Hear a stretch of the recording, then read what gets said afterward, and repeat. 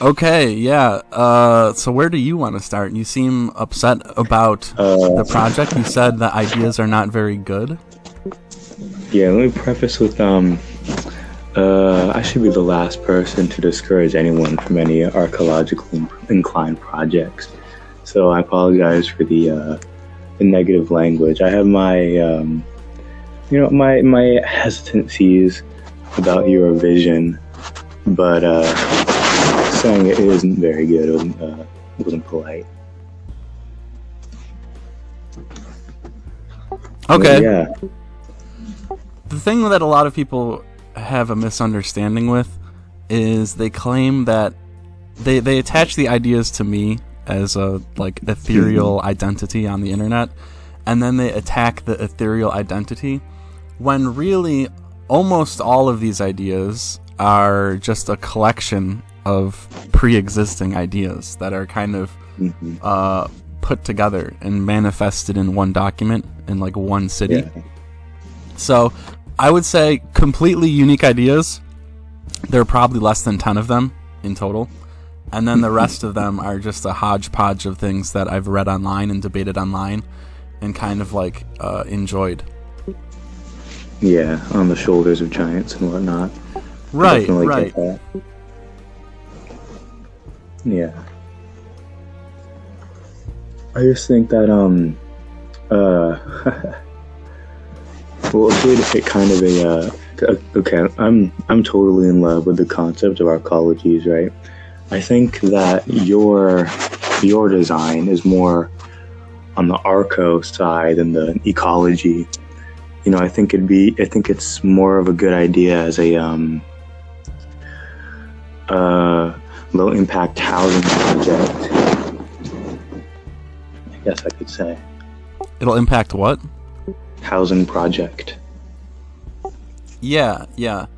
Some people find issue with the fact that there's no indoor farming, and what that does. I definitely do. You find issue with that? Yeah, I think that it would. I don't know. Outdoor farming, when it's not necessary, just seems to be against at the very least Paolo Solari's vision. You know. Yeah.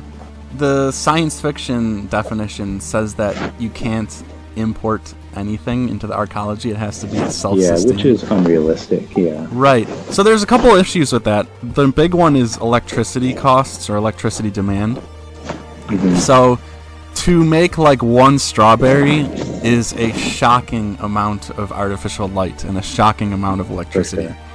And why would you go through all of the issue of generating that electricity, building the infrastructure of that electricity, when you could simply just grow outdoors like we always have and utilize the sun directly? Yeah, I think I don't know. I'm into arcologies. I think that they're largely a good idea for staving off all of the issues that come with traditional agriculture means as our population increases, and to just we'd basically just be surrendering, not surrendering is a bad word, but turning what used to be city sprawl into agriculture space as we move more vertical. I just think that's reshuffling around what the issue is, instead of just changing where we grow food as we start living more densely. You just change how we grow food and avoid all of or at least the vast majority of the ecological impact of traditional agriculture. Yeah, I'm of the belief that we are almost overpopulated. Maybe not quite there yet, but we're pretty close. And the bottleneck in that equation is farmland. Mm-hmm. So that's the reason for child taxes in the social contract. I believe the maximum carrying capacity of the Earth is probably 10 billion people. If we farm the oceans, disagree. if we farm the oceans, we might be able to get it up to 25 or something, or 30. making use of that aquaculture. Yeah, Yeah. I think that overpopulation, as it stands, is something that we won't have to worry about until we're in the high dozens of billions, just through the efficiencies of vertical farming. Even though the electricity cost is much higher, the space cost is absolutely enormous. And for physical carrying space, we could there's that old number that was floated around, like we could stick the entire human population in the size of Rhode Island or something, if we put everyone shoulder to shoulder, which obviously would be uncomfortable, but still you could the essence of that is important. There's a lot of space and comparatively not a lot of people if we use it efficiently, or even remotely efficiently, because we're not even close to anything approaching efficient. I think how we normally do things. Once again, you're underestimating the electric demand that all of those vertical farms will require. It would probably increase our electric demand by like 500% or more. I don't think I'm overestimating it. I think I just have a more optimistic view than you of our electricity generation capabilities.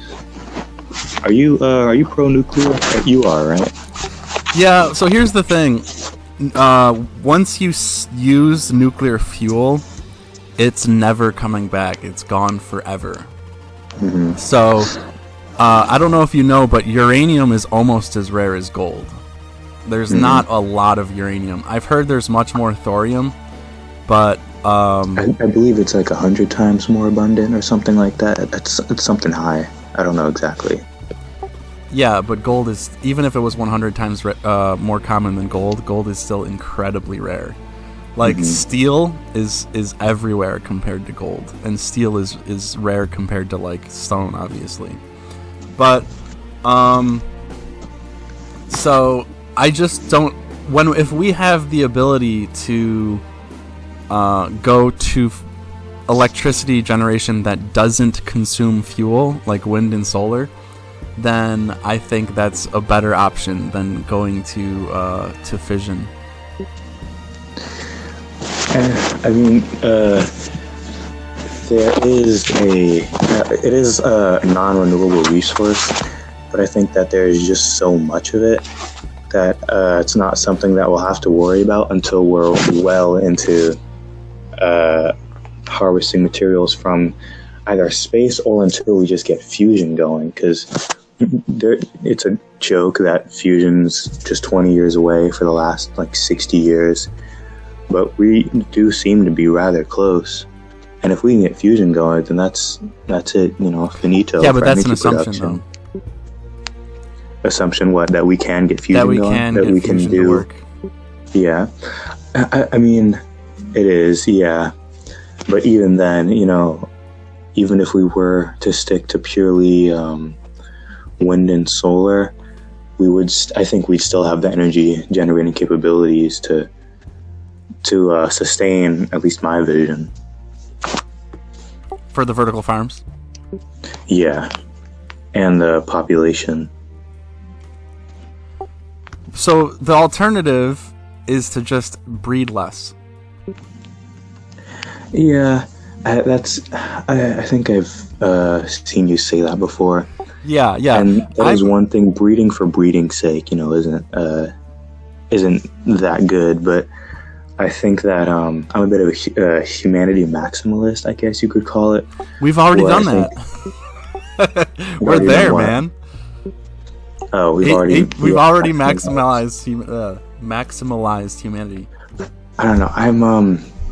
I think that we're just not anywhere close. We're just stuck on one mud ball. Population's only 8 billion. I'm a human maximalist in the sense that I think that maximizing the amount of humans, or at least the amount of sapients, maybe they won't necessarily always be human, maximize the diversity of thought, even the rate of progression. Oh, well, I agree with diversity cultural or otherwise. I agree with more diversity of thought and more diversity of culture. I completely agree with that. But that's not... It doesn't have the burden of more food demand, more electricity demand, more farmland demand, more steel, etc., etc. All these burdens become with adding more people. Like, you can increase... We have vast potential to increase the quality of our lives, but we don't have the potential to, say, double or triple the population. I guess that's the main difference in our main ideological difference between us, because I don't think that population count, food generation, electricity production, I don't think they're actually that big of issues, or at least as insurmountable. I have my own arcology designs, which is probably unsurprising. Everyone has their own and their own little political spin on it as well. Yeah, but it's nothing to share. Not quite yet. I don't think... I would say the vast majority of people just hop on the bandwagons and ride the propaganda. No, not... Yeah, most people definitely don't have their own designs, but, like... How to phrase it? Our kind of people, I guess, because I've noticed a trend that there are certain people out there that are really just infatuated with the arcology concept, that we all have our own spin on how it should be done, the politics that should be associated with it. But definitely most people that know the concept haven't bothered and aren't interested whatsoever in creating their own idea. But I've talked with...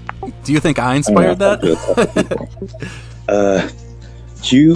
You are a... I don't know. You're a known character in the arcology... Well, aren't really arcology circles, but... The political experimentationalists? I guess, whatever terms you want to use for it. You're a known character, I think, largely due to your visibility, because you have 700 something videos out there. One of, if not the only arcology. Actually, no, I only know of 2 arcology servers, and you're half of them. So, you definitely are in a place to inspire ideas. But I think also a lot of it just comes about naturally, convergent mimetic evolution. Right. Because I also came into the idea of patchwork or tinyism, or whatever you want to call it, of archaeological city-stateism, and that seems to be something that you're into as well with your contracts and independent politics for each different location, so people can move around according to their desires for the ways that they want to live. I don't know, I might have been inspired by you, but I'm fairly confident that I came into those ideas just as like a natural way for how we should integrate politics with arcologies. Yeah. Well, so the city-state thing is inspired by the 10th Amendment. So, like, I have my own inspirations too. Mm-hmm. And we were taught that ancient Greece had a city-state system too in public school. I think I came to the idea when do you know about patchwork? Like I know the word. I don't know what. Yeah, it's called it's a I guess political ideology called like patchwork, or I don't think it's patchworkism. I think it's just patchwork, where the idea is to split up discrete zones into their own sovereign governing entities and run them all like corporations. That way they can use the free market to decide which one succeeds and which ones fail, as sort of like a corpo free-for-all that also incorporates its own rules of governance. I don't really agree with all that, but that evolved into my idea of the city-state ideas for how we should run arcology. Yeah, there's a similar concept called panarchism, where it's like an umbrella of all political systems. I'm not really familiar, but I've definitely seen you talk about it, or at least post your constitution. Yeah. Some people believe that there should be no territorial boundaries in panarchism, and it should be up to the individual. But that's like kind of chaotic and very hypothetical, and I'd like to see a city-state attempt that. That sounds pretty interesting and wild. Like, have you heard of Ancapistan? I only know the that word through scathing critiques of anarcho-capitalism. Yeah. You know, as a mocking term, not really anything like real associated with it. Well, so it's kind of like panarchy through contract law. And there's no territorial monopoly of the political systems. They kind of act like corporations and like private police and private courts. And it's interesting. The one thing I don't like about it is that the ideology adores landlords. Yeah, That's like that's my big issue with it. But it'd be interesting to see a city attempt it, to see how it plays out, and like definitely. You know, we should. It would be interesting to see how all of these ideologies that are more concept than reality play out. But the vast majority of anarchist or anarchistic ideologies, I think, are just not very good for long-term. I don't know, long-term existence. You know, I think they're all just inherently unsustainable. Yeah, there needs to be a balance between order and chaos. And a lot of anarchists don't have the order down. They don't. They're not. Yeah. They just. They don't see the value in it. That's kind of like naive. They're lacking nuance in that regard, and that's what the contracts are for. The contracts like bring order to the anarchy. Yeah, contracts and reputation systems as well, I think, are the only real ways you can keep a anarchistic society flowing. Are you familiar with the Orion's Arm Universe project? No, never heard of it. Well, it's just a collective hard sci-fi world building project, but that's irrelevant. Anyways, they have a polity called Nokozo. It's short for non-coercive zone. It's its own like sprawling civilization, whatever. But the only thing that keeps it actually upright, aside from the influence of godlike AIs, is reputation systems with independent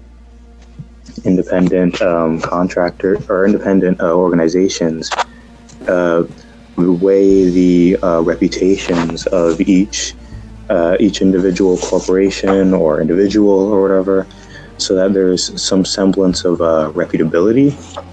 Because I think without an easy way to look at the reputation of whatever individual or corporation you're either contracting or you want to work under, I think that it would be trivial for the injustices that we even see today that are perpetuated by corpos.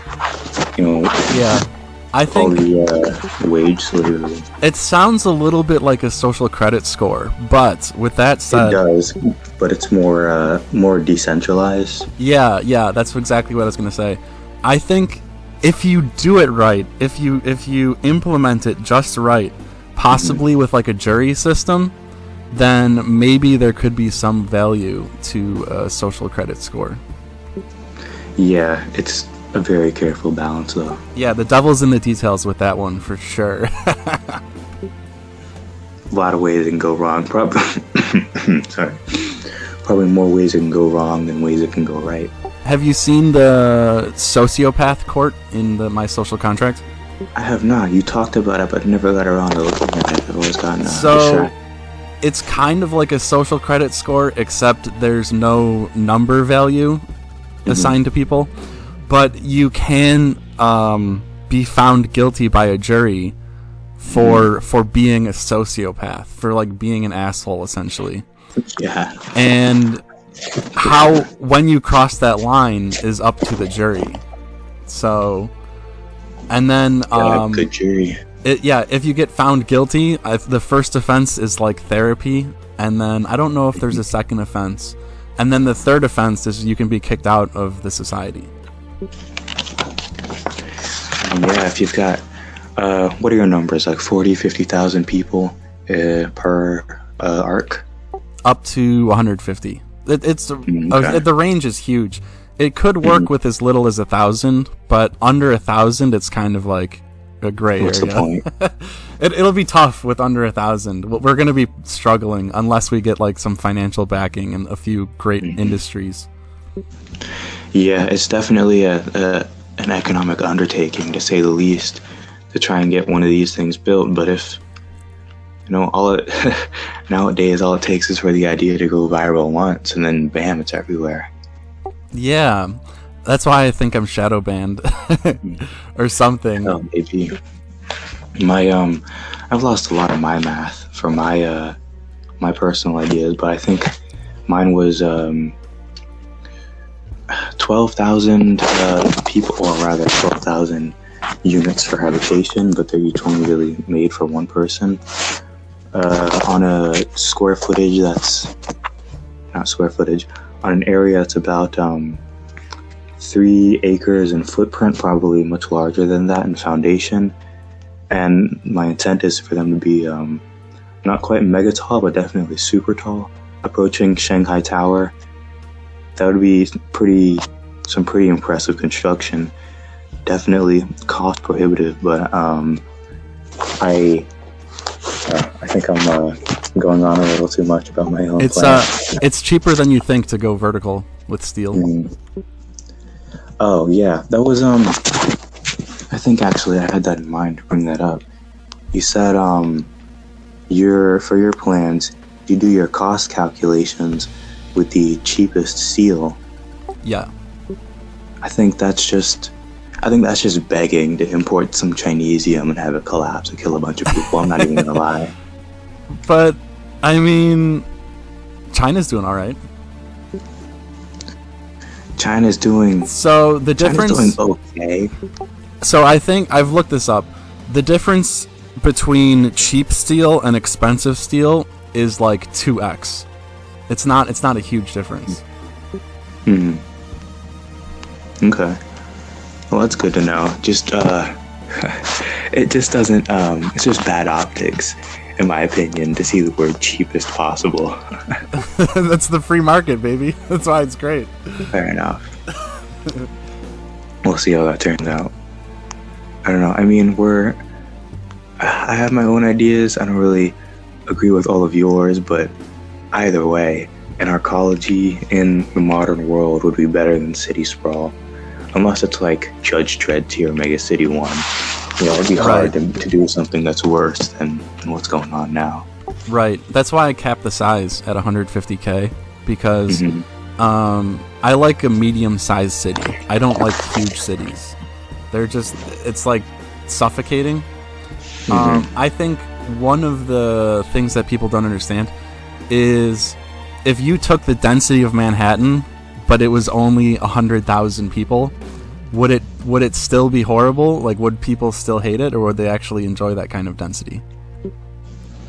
And a good question also is, when you make it vertical, when you're only dealing with a certain amount of people for every 2-dimensional layer, I feel like that sort of would give an illusion of even lower density. Exactly. If you have 50,000 people above your head, you're not seeing any of them. They don't exist to you.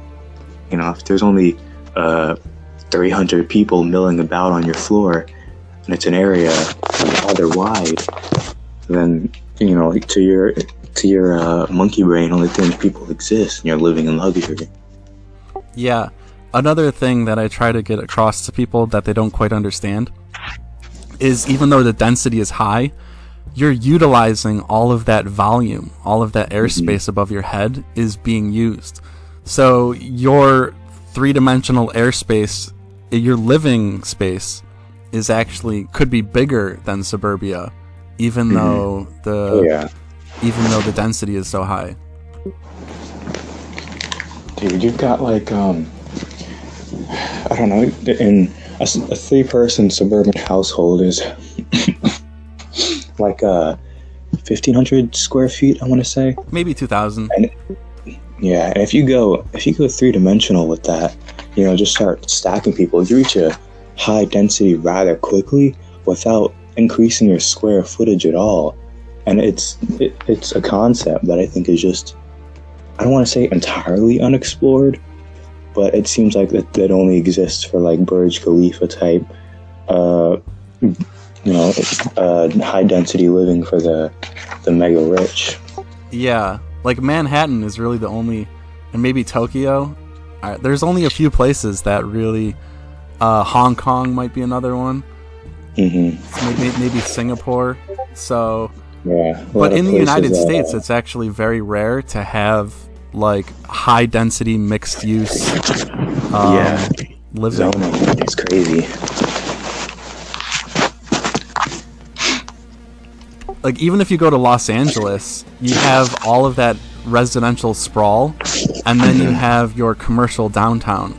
So there's no mixed use high density construction. Yeah, it just ruins all walkability just inherently. Yeah, so you have to have all these people commute downtown with cars, and then there's no parking, and you need all of this highway infrastructure, and then the highway infrastructure has its rush hour 2 times a day, and it's like, why don't you just put residential units downtown? It doesn't make sense. Money, there's probably so many benefits from it. I don't know. The central planning of the United States is awful. It's just really, really poorly done. And the tragedy is you can't just, I mean, to like rezoning and stuff like that helps, and like retrofitting buildings helps and stuff like that. But it's so hard to start from scratch into like, unless you just do it like what I'm trying to do. Yeah. I definitely think that I don't want to say cities are a no-go, because I think that the place where arcology should first be built are cities, for my own reasons. But I think that it's definitely easier to just like get away from those horribly zoned cities and try and go for like a unincorporated township or whatever they're called, unincorporated areas in the U.S. where there aren't really any building codes and zoning is super lax. I think that'd probably be the best place to build in arcology. Yeah, we actually have a guy with 50 acres in Alabama, and there's no building codes where he's at, and it's pretty rural. It's like 2 hours from the nearest city, but we would probably have farming as most of our income, and then try and get like 1 or 2 businesses that aren't farming, and then that would be enough to support, potentially hundreds of people. Since here's the beauty, like, since your cost of living per person is so low, you can support hundreds of people with potentially like 1 or 2 businesses. Yeah, definitely. And I mean, if all goes right, I think the ultimate goal is to have the people that are living in the arcology to be the people that, they actually have a care for their space and they maintain it and whatnot, and the cost of living just dropped to like next to nil. Yeah, if you factor in like sharing vehicles, and then you factor in utilities, and you factor in maybe like eating cheaper food and stuff like that, you're talking about surviving on like $200-$300 a month per person. In like third world incomes, yeah, for sure.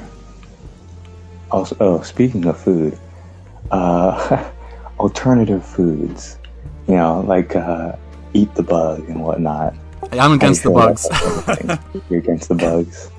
I do like grains. I'm a big fan of grains, but I don't like the bugs. Personally, I try cricket, but I can understand the ick factor that a lot of people get, even though it's rated for something crazy like 98% less land and water usage per pound of protein, which I think is pretty good, but also I can understand why people wouldn't go for it and not push it on anyone either. But I think there is a good alternative. Have you heard of Solein? Or Solein, maybe? What? Your mic's making noise. What was that? Have you heard of Solein or Solein, it might be pronounced? No, I don't think I have. Solein.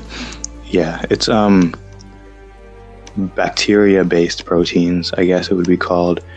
Okay, like algae or something. Yeah, same concept, yeah, but it's this company, they're called Solar Foods.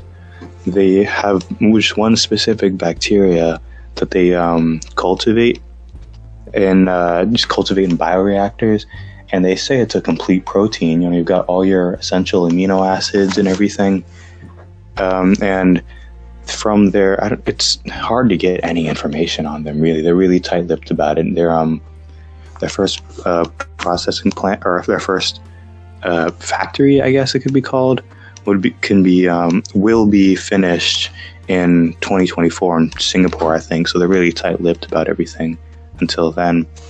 But they gave a number like 6 people could be supported on a 45-liter bioreactor, which is pretty crazy. Wow. Because you can get their protein needs at least. You'll need a bit more, bit better macros and micros. You won't survive off of just that, but you can get a lot of calories, a lot of nutrients out of a very small space. Like one of those. Do you have to feed it? You have to feed the bacteria with something, right? Yeah, but it's I'm trying to remember the recipe. It could just be like grass or something. They're in their bioreactor. They say they feed it ammonia, water, oxygen, and a little bit of nutrients, and then which are all pretty trivial to acquire. They're in the atmosphere, and then out comes the bacteria. It's here. I can send an image of what the final product looks like. It when it's all processed and dried and everything, it just comes out as a yellowish ochre kind of powder, and they say it's tasteless, so you can just mix it in with anything. I think it's a really interesting and very useful new technology. Yeah, I mean, grains are so cheap already, and if you buy grains directly, they're even cheaper. If you bypass the grocery store, then they get like head-spinningly cheap. I can imagine. Can't feed a population on only grains though. They have fat, protein, and sugar, and carbs. That's like almost everything, and then maybe like multivitamins or supplements or something. I can't imagine they're complete food, grains. You'll need to. I'm confident you'll need to supplement with at least some protein. I know. I mean, medieval peasants did pretty well on just bread, but. Yeah, it's not the funnest diet, but it does work. It'll keep you alive for a while, yeah. But I think comfort should definitely be included into the calculations. Yeah. Well, the beauty is, even if our arcology is like 200 people and struggling financially, we can at least guarantee that we won't starve. Yeah, not starving. And then if it's in Alabama, we won't freeze either. Yeah, there you go. So, I mean, you're looking pretty good already. It's better than some people have it, yeah. Right. Better than being homeless in New York City. Yeah. Then you're looking at starvation and freezing to death. My, you like your, what did you said grains. What grain are you thinking of? Oatmeal's pretty good. Wheat is pretty good. Rice is good. Stuff like that. I'm glad you mentioned rice. All right, and my vision with the vertical farms and whatnot, because carbs are a big part of a complete, well-rounded diet. So I was looking into ways where we could try to grow carb-heavy foods, but like wheat and whatnot, it'll get way too tall and destroys the efficiency. I found super dwarf rice, just normal rice, but it grows to like 1/3 the height. Just a pygmy varietal. Does it grow slower, From what I could tell, it just grows like normal rice. It's just tiny. Weird. You'd think it would get like less photosynthesis, possibly. Yeah, but I guess if it's in a it's the intention behind the strain is to have it be like a model strain for growing hydroponically and whatnot for studies, so you can minimize external factors. But tall rice isn't the best for that sort of setup. So this new varietal was made. If we had some arcology commune, I think what we would do is we would buy our grains, because they're not really great if you don't have the harvesting and planting equipment, like tractors and combines and stuff. So you just buy from larger established farms, and then you can grow all of your supplemental food like peppers and mushrooms and eggs and stuff like that. Yeah. Maybe some cheeses if you could. Eggs. Where do chickens or quail or whatever fit into your design? I actually have a video that came out at 8 p.m. that discusses food processing in the Ark. 8 p.m. yesterday? No, an hour ago, at Eastern time. Oh, I see. Yeah. Okay. I'll have to look at that then. It's like 10 minutes. It's maybe 7, something like that. But the rate at which you put out videos is astounding to me. Yeah, I don't put a lot of effort into them. I would say I've only written a script for like 10 videos in my whole life. Oh, I see. You just turn the mic on, wing it, hit send. Yeah, if I lose my train of thought, I might go back and delete those 10 seconds and then try again. But yeah, that helps. And then I just throw the same backtrack, the same background music, the same intro, the same outro, and then I'm like, oh, the video's done. Yeah. Honestly, I can make a video at this point in probably under an hour. Vertical integration of industry within the Ark. Okay, I'll watch this.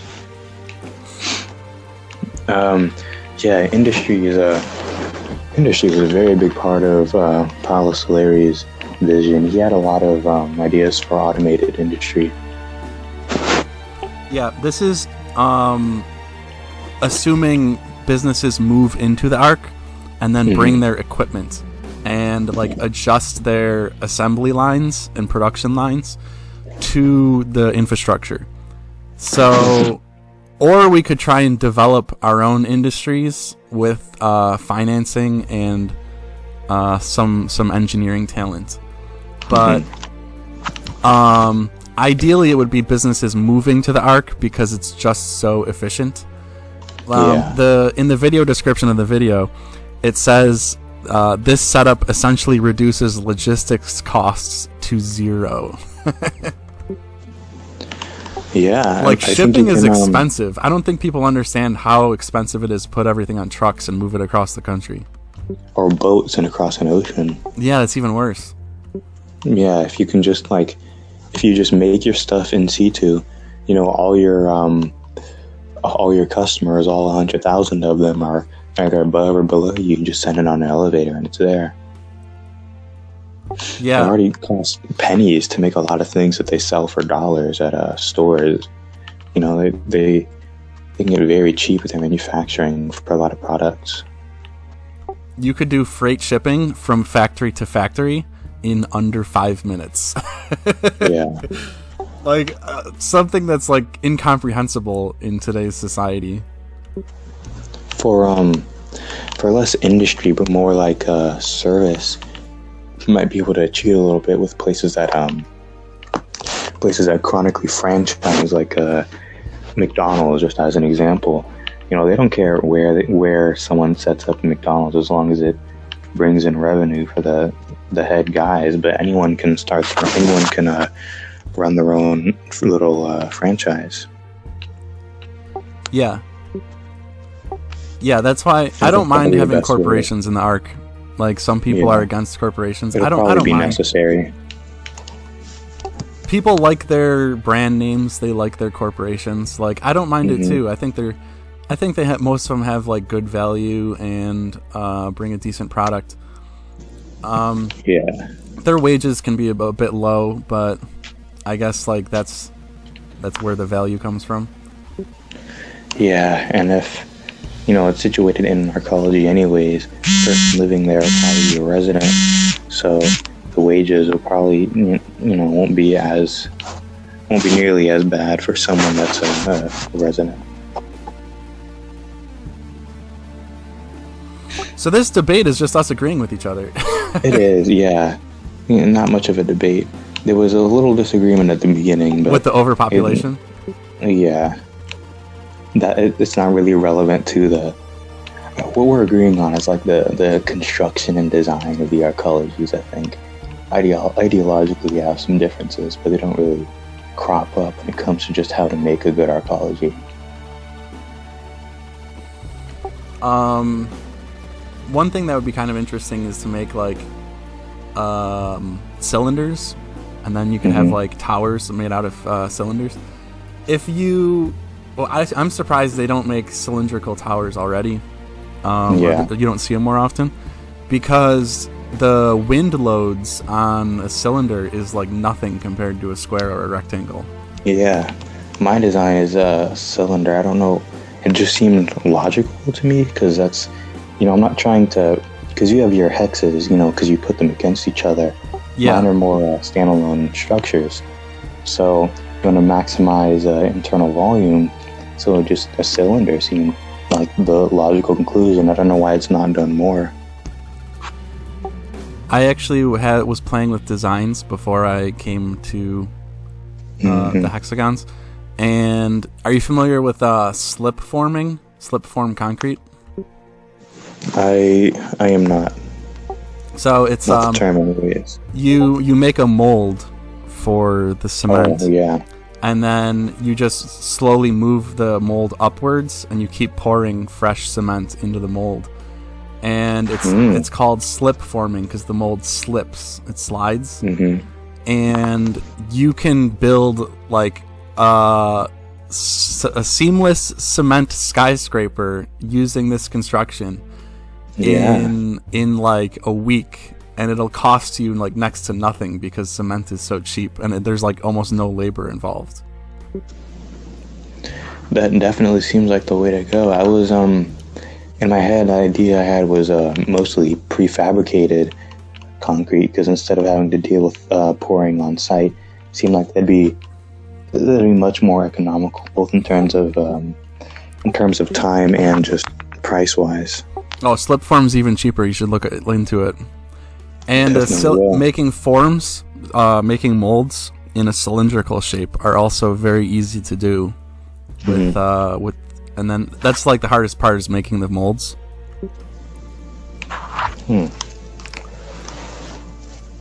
So you can make like, let's say each mold is like a 1/12 of the whole circumference of the cylinder.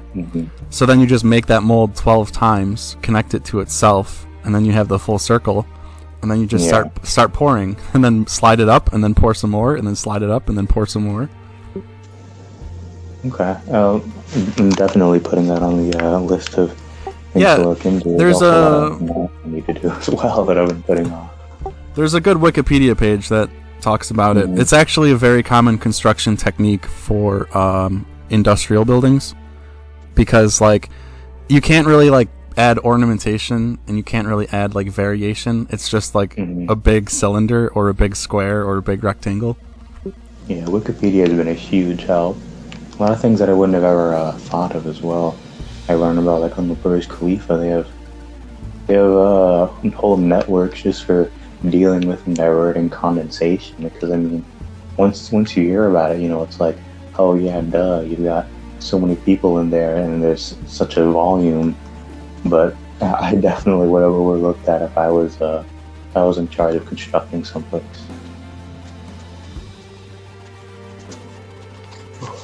Yeah, the Burj Khalifa is pretty impressive. Very impressive, and also very disappointing. There's, I feel like you could be doing a lot more. It's just like a tall building, a bit of a tourist attraction. There's some places inside that like people can rent for large amounts of money to stay in. But otherwise it's just like it's not really doing anything new or impressive. It's just tall. Yeah. Creativity is a very scarce commodity. It's so insane. It's very rare. A willingness to try something new. Like I've dug around on political forums for like a decade now online, and to date, I think I've only seen like 3 or 4 constitutions, and like 3 of them were really bad, like 3 out of 4. Yeah. Like laughably bad, but at least an attempt was made. Yeah. I mean, that also has to do with like it's not wholly a creativity issue, but it's also just like how infatuated you are with a certain idea. Because they could be incredibly creative, but they're just like kind of messing about politics, or at least designing their own politics. And I think it's probably a good idea to put together your own political systems, but I don't think I'd ever go so far as writing a constitution personally. Unless I knew it would be instated, of course, and it was made God king of the country, then I'd write my own constitution. But my first rough draft only took 8 hours from start to finish. Yeah, 8 hours writing. Unless I was doing some crazy world building, that's all you, my guy. Not with that. Your average work week is 40 hours. 8's nothing. This is true. The 40-hour work week is deplorable every single second of it, though. I think that's a great comparison. I don't like either, but it is what it is. Alright, what's something contentious that we can disagree on?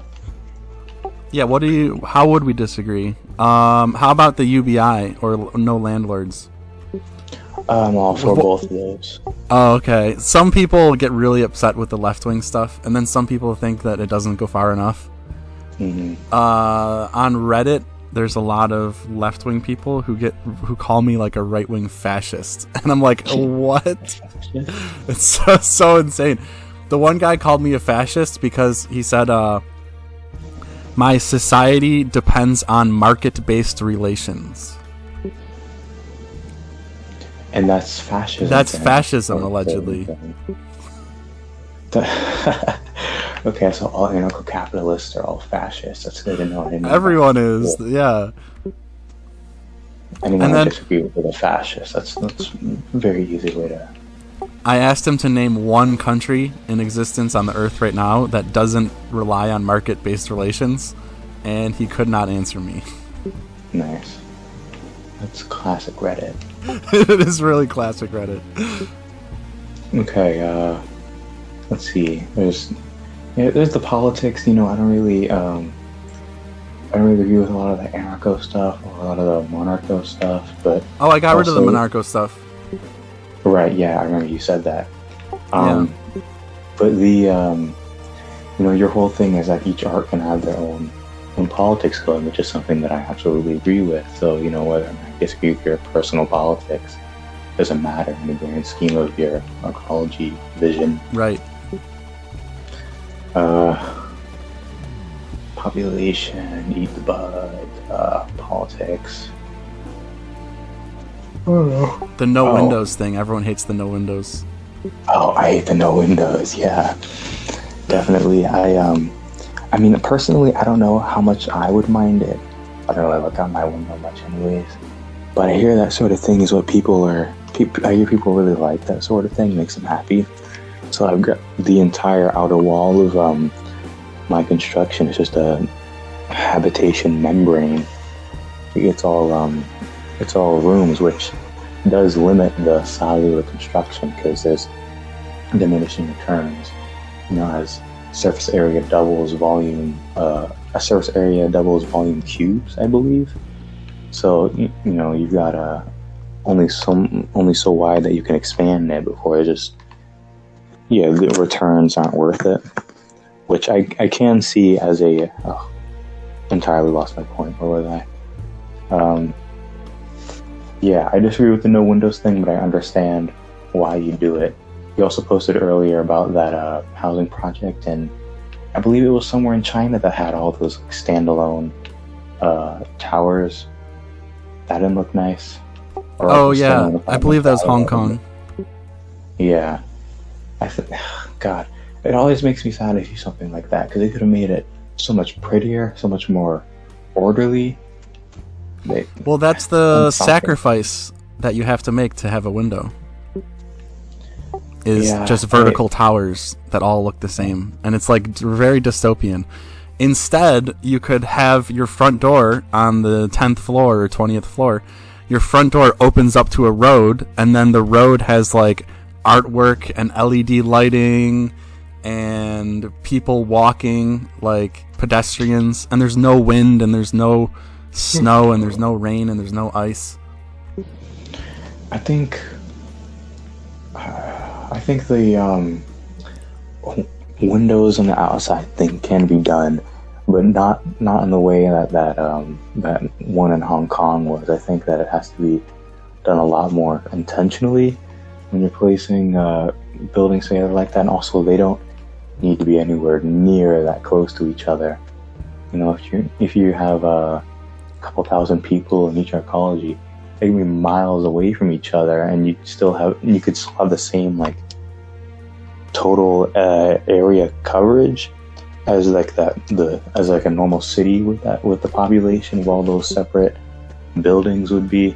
Well, then you need cars. Even public transportation. I'm very pro that. Yeah. Well, even buses need roads and stuff. Yeah, but the difference between like one road or one trolley line or one rail between two arcologies surrounded by just beautiful nature or even food forests, designed to maximize edible food production and total urban sprawl between the two. I think there's a middle ground. How do you want to deal with the people that are entirely inclined to living traditional American suburb style, and they don't want any of your fancy schmancy density? We just asked them to ignore us. Fair enough. I don't know. I don't know how much of the population that will be, or I guess I can just look at how much of the population it is now. But if it turns out to be high enough, I might try and think of some way to I don't know. I'm pontificating. This isn't exactly relevant, but that will be an issue in a primarily arcology world. Because there's people that want to just like piss off and live in the woods and whatnot. Yeah, I feel I think that's that big of an issue. But the people that want to do the in between of like the suburbs, I think that'll be an issue. I feel the whole tendency for people to live by themselves in the woods is like a real hatred for humanity and a hatred for society. It's not really healthy. Probably, yeah. There's a lot of misanthropic mindsets that lead people to do that sort of thing. I mean, I guess at one part of me doesn't blame them with social media. Mm-hmm. For sure. Ugh. But I mean, don't use the internet then, right? That's like kind of the solution to that. Yeah, don't use the internet. If you if you don't want to talk to your neighbors, just don't talk to them. I guess, I don't know, you can't like escape city noises and whatnot if that's your reason for leaving, but if it's just people, that can be easily solved without becoming a mountain hermit. But I don't know, there's probably some more nuance to it that I'm not getting. If I got it, I'd probably want to live in the woods, you know?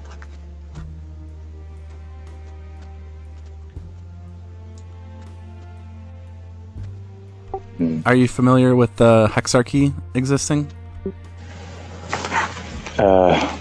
Elaborate on what exactly, that's the executive.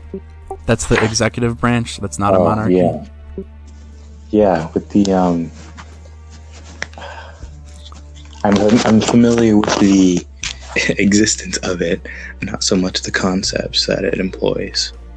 So it votes on initiatives for the direct democracy. Mm-hmm. So it like filters ideas for the direct democracy, and then it also is like HR too. That's its other. It does like HR in the budget. So, yeah, we had our first meeting. It was like wildly successful and like wildly productive. Nice. What'd you talk about? The six people got together like last week, and what'd you talk about? What was what were the topics in the meeting? There's a YouTube video. It's an hour, almost an hour and a half, 2 hours long, something like that. But yeah, it was just, I didn't know what it was going to be like going in, and I kind of like compared it to Congress and compared it to the news cycle, and it's like the polar opposite of what you think politics is or what you expect politics to be, which was really really refreshing. I can imagine. I mean, the people that are all in like political power or high levels in the media and whatnot, they've all got their agendas and secret cabals and whatnot. Just getting ordinary people to talk about what can be done is probably a real change of pace. Yeah, absolutely. No political parties, that's the big one. Yeah. No dogma. That came up. It's like, we were all like, yeah, I just love that there's no dogma and there's no like ideology here. Yeah, definitely. It's preferable. I'll just say that. Yeah, that's an understatement. Yeah. I don't know. We've got some bright ideas. Plenty of other people have had their bright ideas.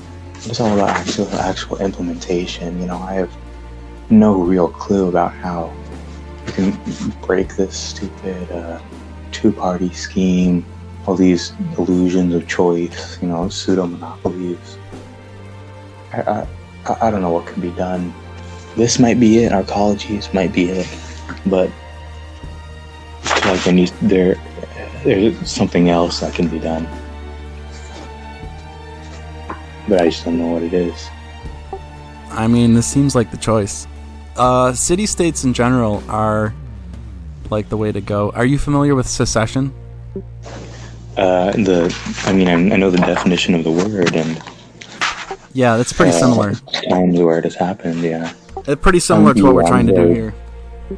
I'm very pro secession as well. For I think if once enough of the population is living in our colleges, if you have a couple tens of thousands of people saying, hey, we already make all the food, or we can already purchase all the food that we want, and everything that we can do to keep our place running, then, why do we need you?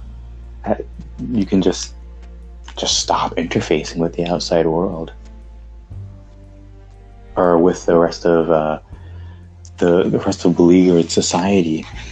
If you can provide for yourself, and you don't need the runaround that we've got. Well, I would like export industries in the Ark. It's really good for the economy. But since there's no cars, since the utilities are so low, and since the construction is so cheap and the taxes and all that stuff, when you add all of that up, like, I could see an Ark thriving with like one export business per 250 people, maybe something like that, and that could be a thriving Ark, actually. Is that or more, honestly. Or napkin math? it's very fuzzy math. I don't have like the variables to get a really good number. It could even be 1 to 1,000. Interesting. You say no cars, but I recall Golf vehicles carts inside. Yeah, those are. Yeah. I imagine they'll all be electric, right? Yeah, it's no fumes. Yeah, that would definitely be a concern. That's why I asked. Yeah, we would probably start a corporation that owns the golf carts, and then there would be like a subscription fee where you pay like $30 a month, and you get access to all of the golf carts in the city. That seems good. And I then think we would just like perform maintenance and stuff. I was actually thinking we could have a whole team dedicated to like putting on vinyl wraps on the golf carts and making them gorgeous. Oh yeah. I think we should. Okay.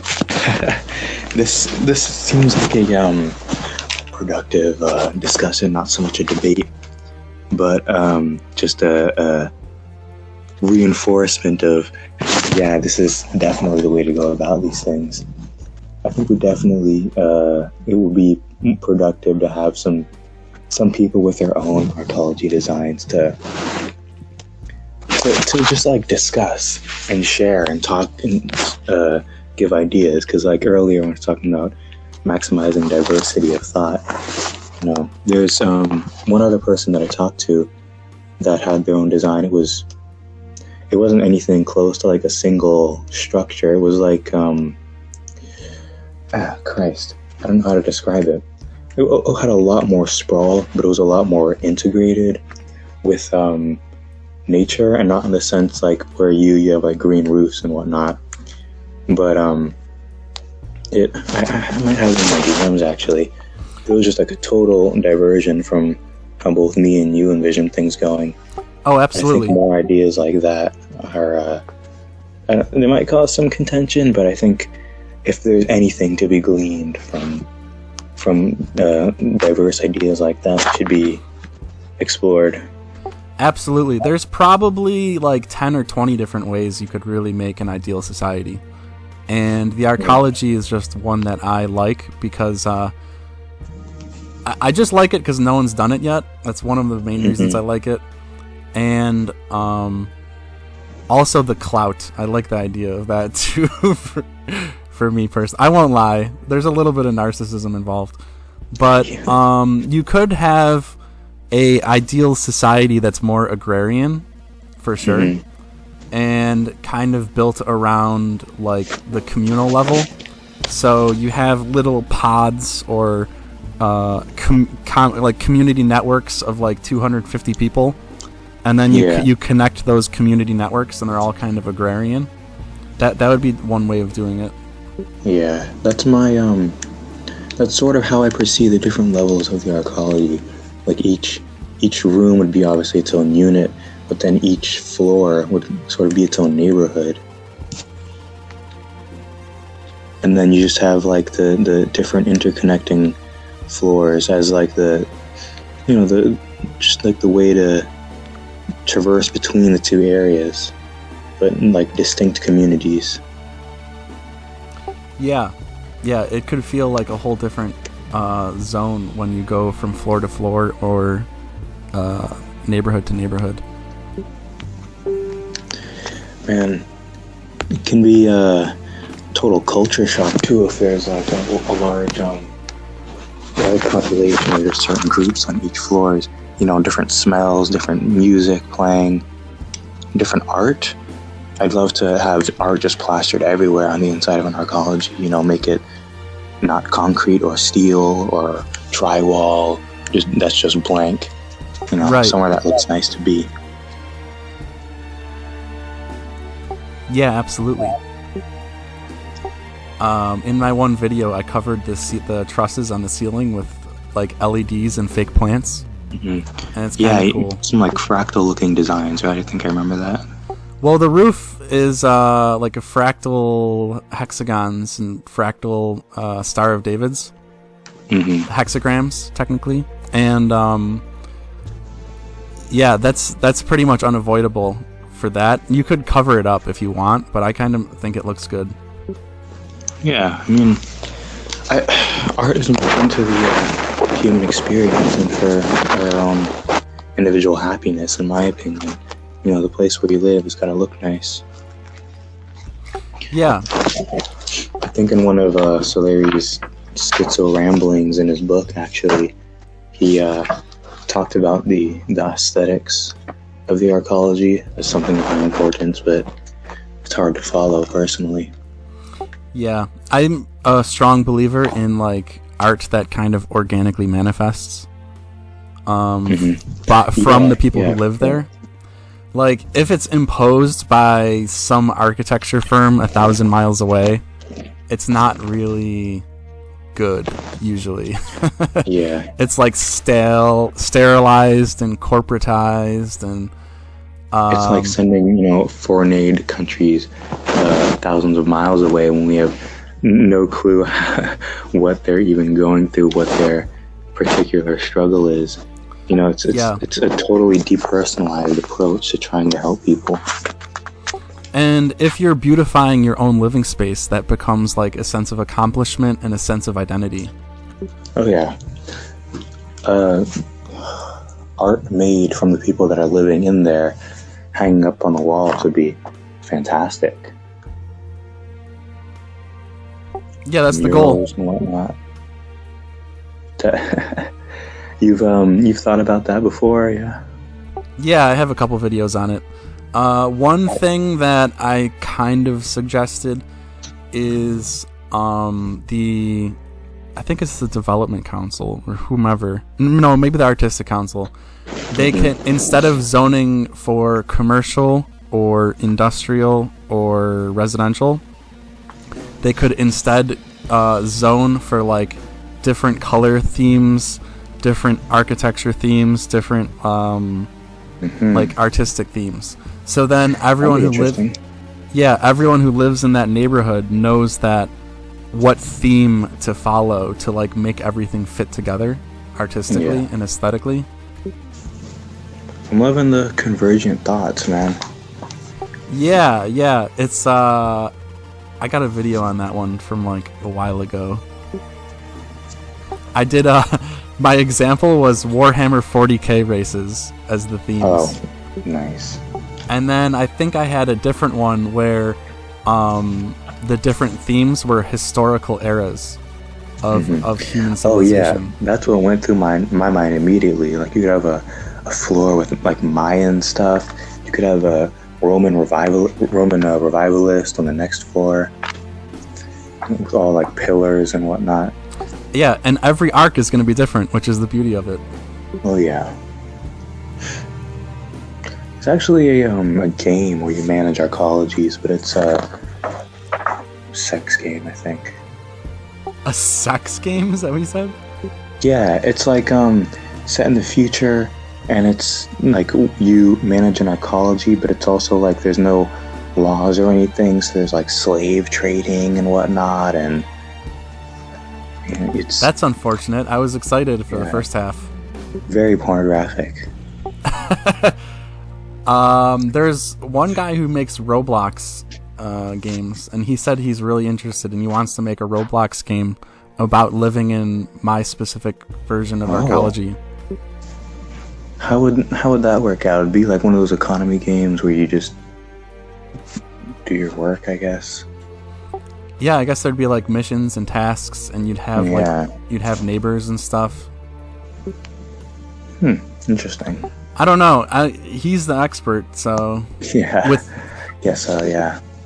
The problem with making a video game about arcology is like there's no enemies. Yeah, there's nothing really exciting to it. You're just living in a building. Well, in real life, that's exciting. Or it could be. Yeah, I guess so. Better than living, outside of a building. But it's hard to like translate that experience into a video game. Yeah. I wouldn't know how to do it. Interesting. All right. Trying to think of something that could potentially be contentious.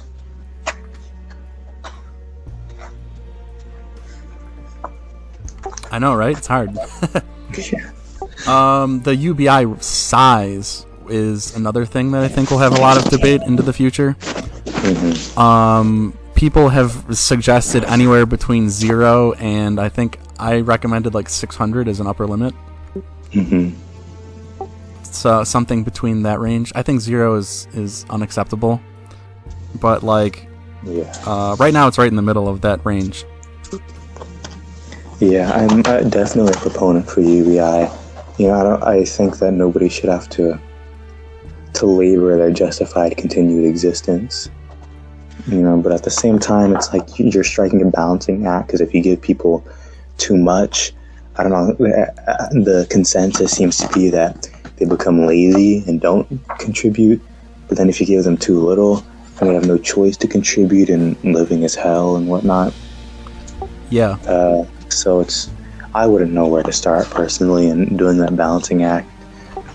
Maybe something communistic would work, where the industries are owned by the people that are in them, who are also, they form their own Soviet that maintains our ecology.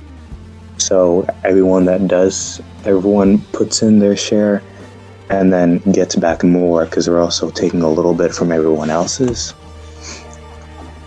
Are you familiar with the Articles of Syndication?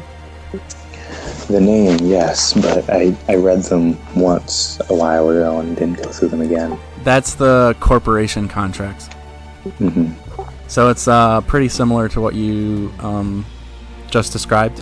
It is, Nice. well, it's different based on the industry, but the boilerplate version is 1/3 capitalism, 1/3 meritocracy, and 1/3 worker ownership.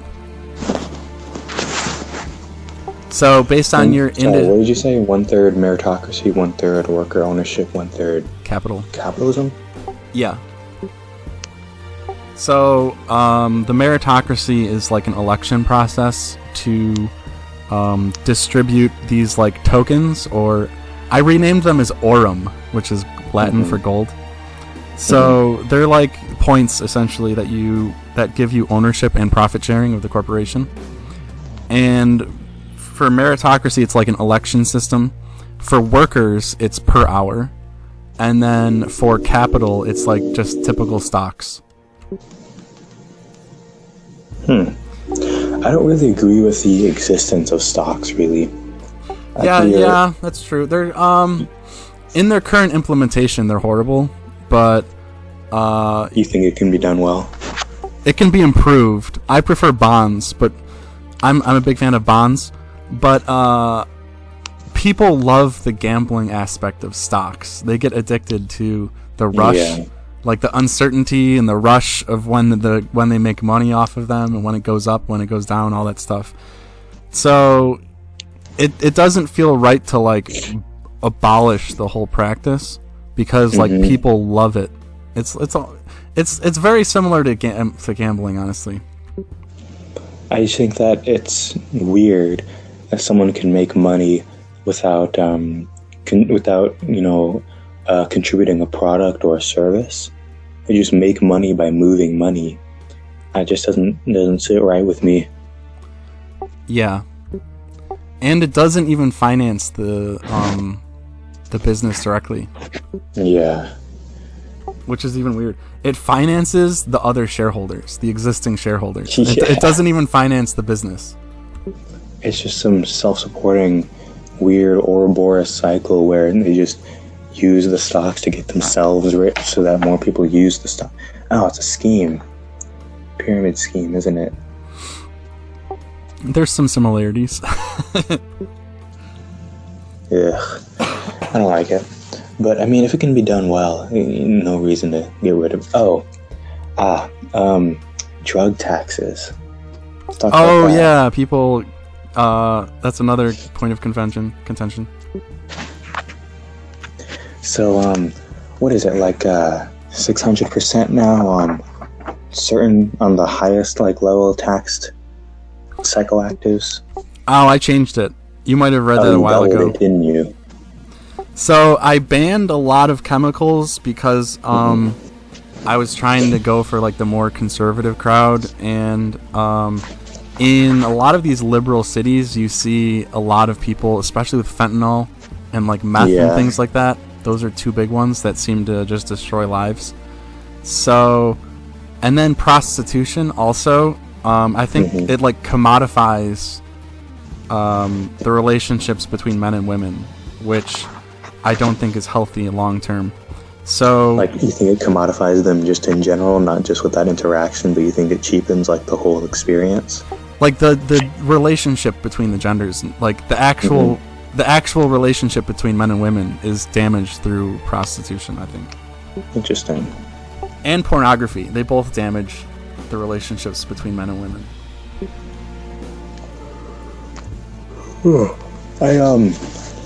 I think that I don't know, seeing all these people strung out in cities and whatnot, from in my opinion, I think it's more a byproduct of how drugs are handled rather than the existence of the drugs themselves.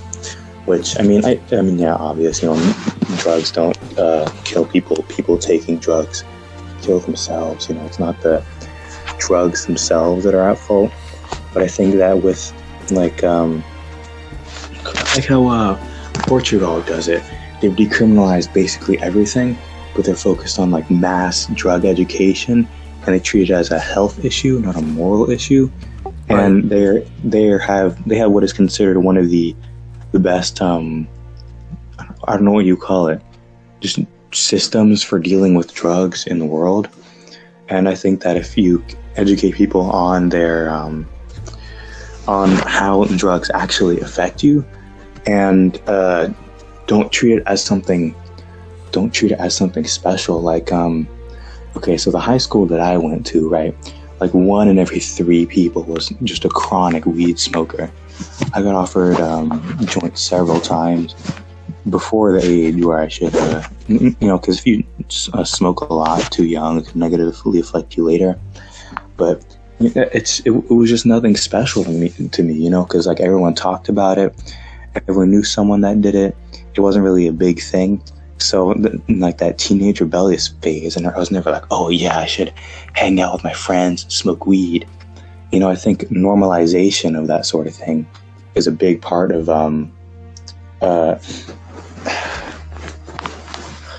what's the word? I don't know. If you treat things like they're not something crazy, then I think people are less inclined to do it, because all prohibition does is create dangerous and powerful black markets. And I think that if you just legalize everything, but make it so you have to have like a proper legal framework to use or create it, that's like the whole issue just solved right there. Weed, alcohol, and mushrooms remain legal, and cigarettes. Nice. So cigarettes? Yeah, cigarettes too. I guess you can't ban cigarettes. Everyone loves cigarettes. Ugh. They're all right. Everything in moderation. Yeah. I do think that basically all entheogens should be legal, but definitely limits on when, at like what age you can do them. Because, blasting DMT at 12 years old probably isn't going to do anything productive to you. Yeah. In the Constitution, it specifically says that if you are caught using or dealing illegal drugs, it's a maximum of 3 months prison time. So yeah, it's like, and that's like if you're like dealing LSD or something. If you're just a user, it'll be like 1 week. Yeah, I think dealing definitely should be more harsh than using, because that's where the root of the problem lies. Right. But I think that these people can be turned into honest businessmen. Like if cocaine was legalized, for example, this is the example I use. I'm kind of a radical when it comes to drug legalization, I think. But if cocaine was legalized, that's the cartel's main source of income. They'd either collapse overnight, or they go through the proper channels for certification and purity requirements to continue to legally to continue to sell their product and not have someone else put it on their markets. So you'd either destroy the cartels or you make honest businessmen out of them, you know? Yeah, cocaine's not that bad. Legalization. From what I hear, it isn't. It's, you know, it's not great for you, but it's not like, you know, it's no heroin or fentanyl. If you do it every day, it'll fuck you up. But if you do it once a week, it's probably not that bad. I know someone that knows a guy that actually gained weight while they had a cocaine habit. I don't know how they managed that. Wow. You gotta just be eating 24/7. I guess. I don't know.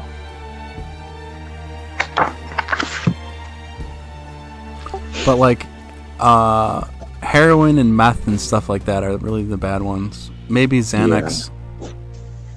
Yeah, there's a lot safer amphetamines you could use than meth. I imagine you're like Adderall.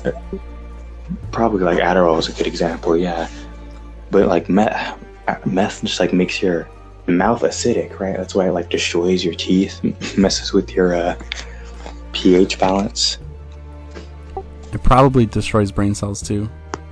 Yeah, but I mean, just like the outward physical effects are an immediate turnoff.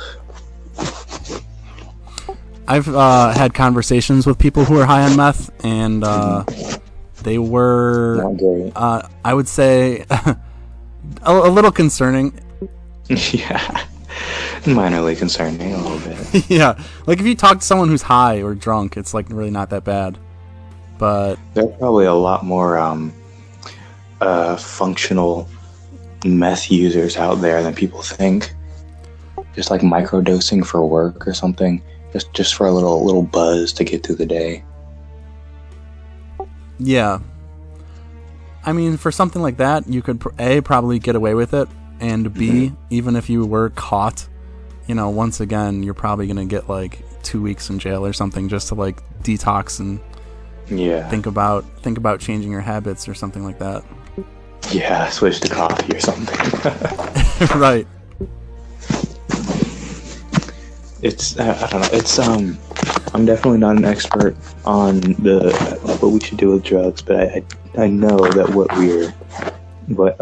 the country is currently doing with the whole thing isn't the way to go. Yeah. I think it's all, I don't know, I'm kind of tinfoil hat about it, but I think it's intentional to keep certain people in certain positions, making certain amounts of money. I think like addiction is kind of a form of like self-harm too, in a way. Definitely. Especially with harder drugs. So like by trying to limit the availability, you're limiting the self-harm. Yeah. Limiting availability without limiting or without encouraging black markets is the balance to strike. But if it's struck, I think that'd be the way to go about it. I guess that's what your taxes do, but I guess I have more of an issue with the drug choice than the existence of the drug taxes themselves.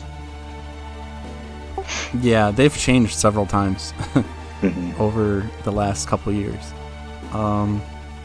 Right now, it's kind of like more conservative. I've done a lot of drug experimentation myself, and the choices are based on what I feel is like the healthiest for like mind, body, and soul, while still allowing people to get fucked up, for lack of a better term. Yeah, I get you.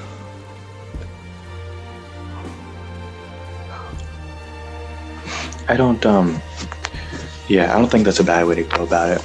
Personally, I try not to delve too deep into the political when doing my designs, because I don't really have any political aspirations for how things should be run beyond just people being able to live under the systems that they so choose. Like if you want to be a bootlicker at the heel of a fascist empire, like that's the place that you love to be in life, then go for it. But that shouldn't have to be something that exists that it only becomes a problem when you invade when Poland. There are people right that it's a problem. It becomes a problem when there are people living in that system that don't want to live in that system. So just letting people live how they want is my main, that's the extent of my politics, without hurting each other or themselves, of course. Yeah. I believe if this happens, if this is the course of history, there will be a fascist arc and a racist arc and stuff like that. Yeah. And undoubtedly, supremacists of all breed will want their own arc. Yeah. And like, what's the solution to that? You can't just like bomb them. I guess you could do like sanctions or something, or like boycotting. That's really the only solution, isn't it? That seems like it to me, because if you're not gonna like bomb them or invade them, kill them to a man, destroy the foundations of their arc or something, all you can do is just like not associate with them. But then I feel like if they're already they're arcologies, they don't need you, so you can just turn away from them and they'll just keep living how they're living. It only really, I guess, becomes a problem when they spread, or when the meme spreads. But yeah, I can definitely see white supremacist arcs, black supremacist arcs. Imagine the Chinese will have their own ethnically pure arcs. I mean, China's already kind of ethno-nationalist. That's what they're trying to do, yeah. With the Uyghurs and whatnot. Some of the more like, some of the cities in China are like 99% Chinese. Mm-hmm. Yeah, it's crazy. I guess some cities in America are like that though, with they're like 99% white or something. But it's not like the entire country.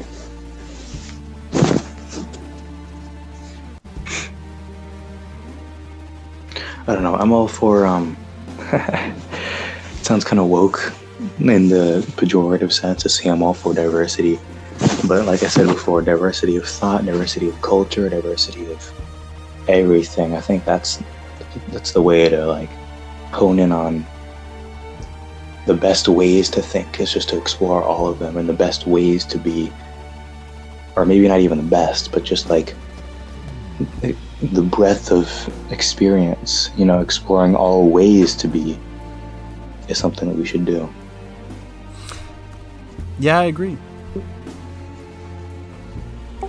I actually wrote a constitution for the socialist, like authoritarian socialist arc or society. Oh, no. And it was not serious. It was comical. And I imagine, yeah. Yeah, it's funny. It's just mocking like the centralization of it all. Oh. Yeah, there are a lot of real bad ways to go about designing something like this, yeah. Probably mostly bad ways. Yeah. That's what makes politics tricky, is for every like utopia, there's like 10 dystopias.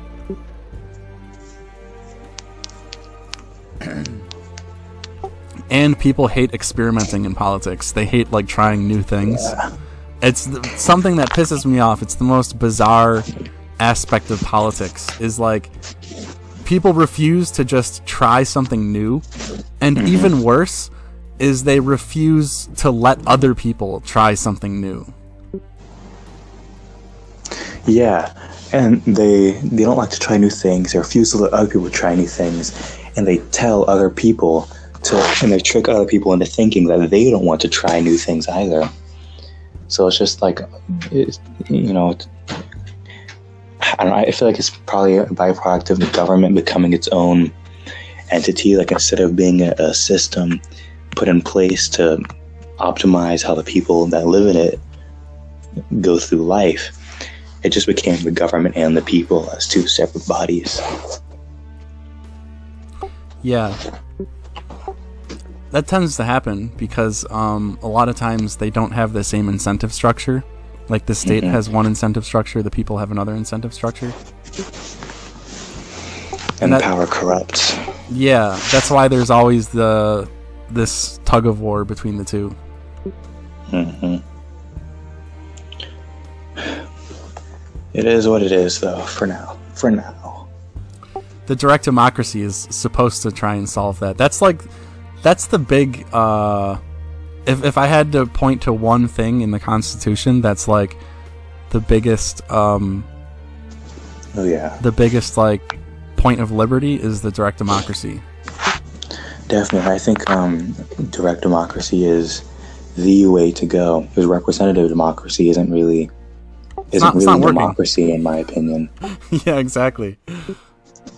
People, you get arguments that like, oh, direct democracy, that's mob rule, but I feel like that's just like a negative way to say the people that are living under a system, most of them get what they actually want, instead of like I guess the pushback against it is because if we were a direct democracy, the Republicans would never fairly win an election.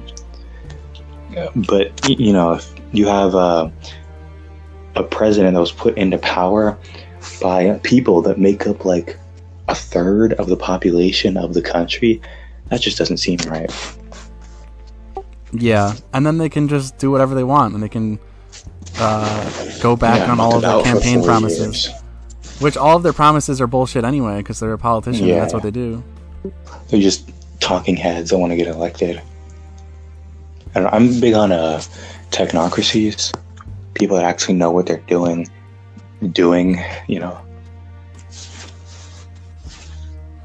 Yeah. Yeah, that's what the Development Council and the Artistic Council, that's kind of like the technocracy. Mm-hmm. It's like, it just seems logical that that's how things should be done, but then you get a president who's supposed to be advised by a kind of a technocratic council of, experts or advisees that just like does what they want.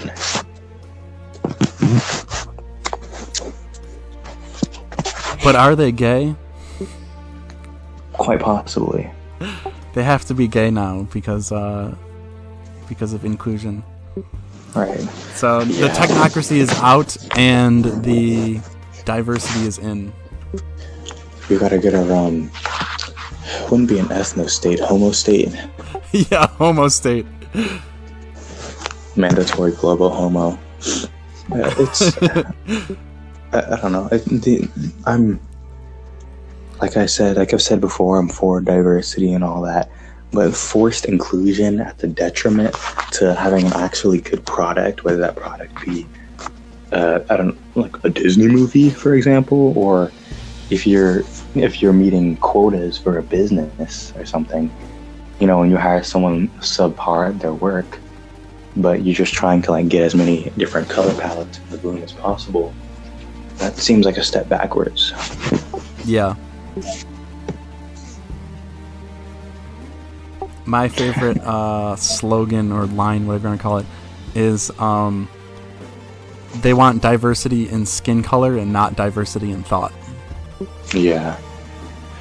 Yeah, that's a way to put it, I guess. Yeah. Or it's like, I've seen a nice post, probably a Twitter post. I don't know, all politics happen on Twitter nowadays, where if you want to vote for one side, that's, you've got your monoracial, culturally conservative oppressors, or you vote for the other side that has your diverse and, diverse in color and sexually diverse group of oppressors. Either way, you're getting someone's boot on your neck. Yeah, exactly. Whether it be pink studded platform boots or Danner snake boots for wading in the Louisiana swamps. It's someone stepping on you.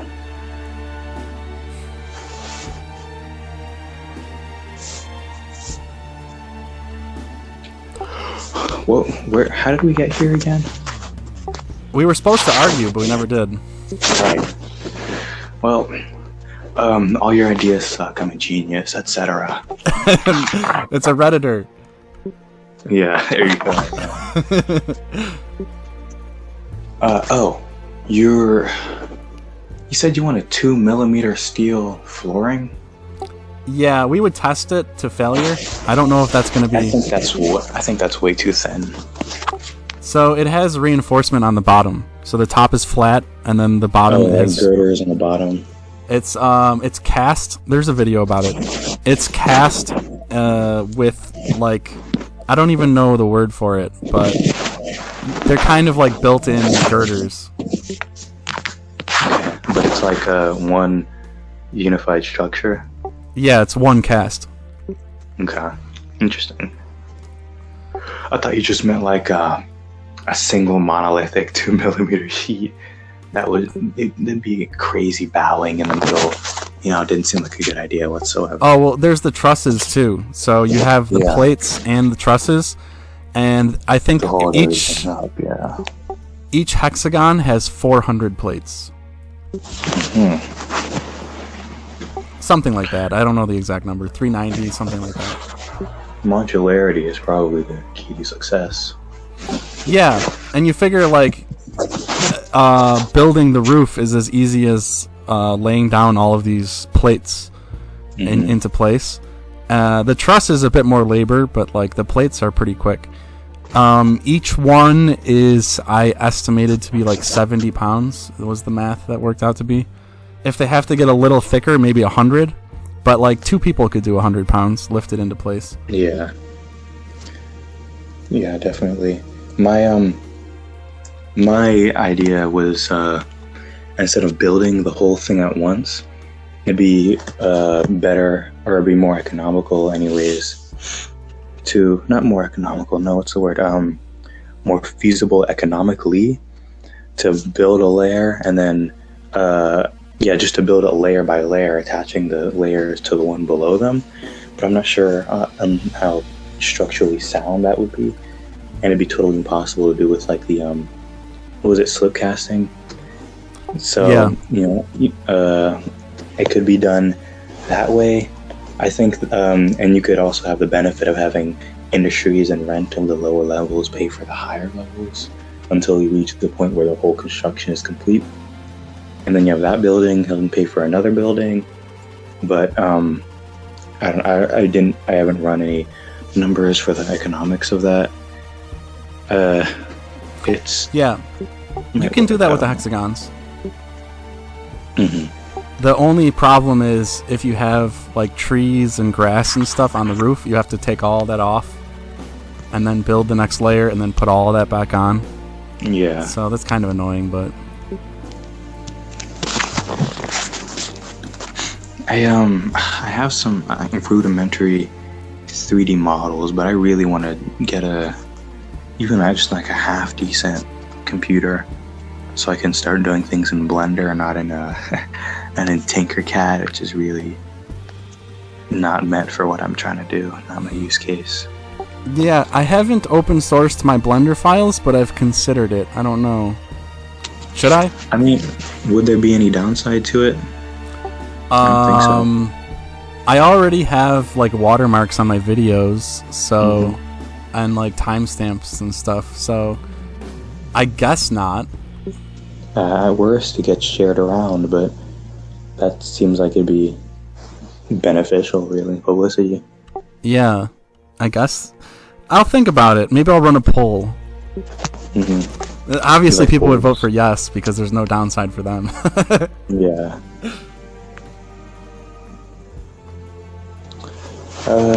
But my friend actually recently bought a new PC to collaborate with me on the next city, and yeah, you said that. Yeah, she spent $600 on it, and it runs it pretty well. So, you don't need to like break the bank with your PC to be able to run it. You could actually get a budget PC these days that can load and run the whole city at a decent frame rate. Yeah, that's probably what I'm gonna go for. I have the money for it, but it's just, I think, it's dropping hundreds of dollars on any one thing feels icky. It's money well spent in the 21st century. Let me think about it. This is true, yeah. But I guess the prices are only going to go down, though, the longer I wait. So there's no real downside to waiting, other than that I'll not be able to open up my own competing Discord server. Yeah, I've theorized that like high schools could have people build their own, like students build their own ecologies and stuff. Like models? It could be like a whole field, honestly. Probably, if it ever kicks off. I guess you already have architects and whatnot. They wouldn't really be doing anything super new, and just different ways to do what they already do.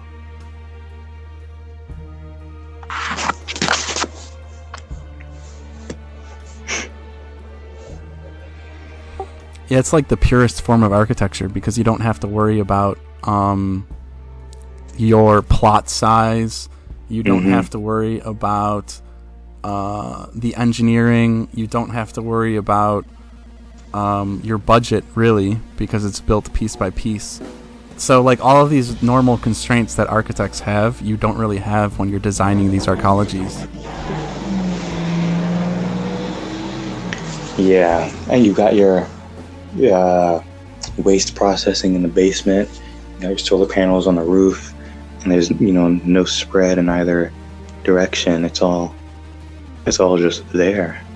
Yeah, like when I'm building these cities, I'm focusing on how the parks flow on the rooftop, how they come together to build like comforting spaces and like nice views, and how it just kind of like flows naturally. And there's like like nice nooks and crannies and stuff, shopping centers, all that. The way I described it to my friend was to maximize the number of locations in the city that you would be willing to hold a wedding at. Oh, nice. So like wedding venues per square mile. Mm-hmm. And you want that number as high as possible.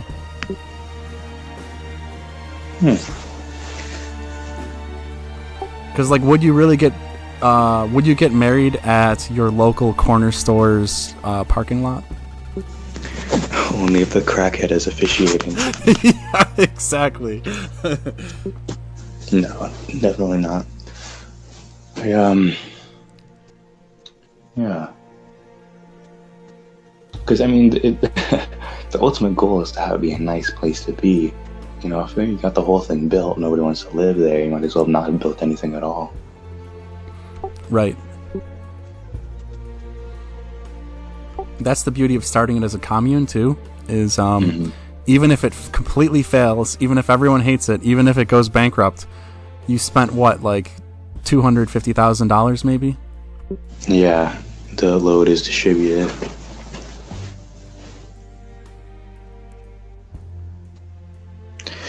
I don't know. It's an interesting way to view things, though. Maybe I'm tooting my own horn a little bit by saying the way I think is interesting. But it's new, I guess I can say that. Yeah, there's a lot of depth to it too. The concept simply couldn't have existed, a couple hundred years ago. Yeah, I think like 1900 was probably be the earliest. Especially if you want to do things like incorporate vertical farms. Or digital technology. Just digital technology. Oh yeah, also I think it'd be interesting to have splinter nets for each individual ARC, like own closed loop systems for internal communications. I just thought it wouldn't really give any specific benefit, I guess. I just thought that would be a nice little touch, especially if they become a more widespread thing. Having one unified internet is and nowhere to escape to. It seems like kind of a pain. Yeah, this Discord server is kind of an example of that. But we could expand on that idea. Mm-hmm. That's more like a 5-year plan. Yeah, not a whatever. Anyway, I'm probably going to get going here. All right. Thanks for this very heated debate. Yeah, you really got my gears ground to little nubs here, man. I'm just seething. But yeah, you're... once again, I shouldn't have opened with the ideas just aren't that good. I was probably just not really feeling like elaborating on any real beliefs and just going, yeah, I don't really like it. Just gonna talk some trash and get out of here. But you have some good ideas. I'm not just saying that because we share a lot of ideas as well. But yeah, this has been productive, I think. Yeah. Stick around. You seem like a cool guy. I'll do my best. Maybe you could have a sister arc. Well, maybe that would be interesting. Yeah. I figure, like, if you want to really cover the United States logistically, you would need at least, like, 5 or 6. Mm-hmm. So each one has its own region. Yeah. With the density that I have planned, you could fit the entire U.S. population on like 1% or 2% of its land, and everyone would have like suburban level personal space. You know, it would not take a lot to convert the entire U.S. to this system. Just a lot of financing.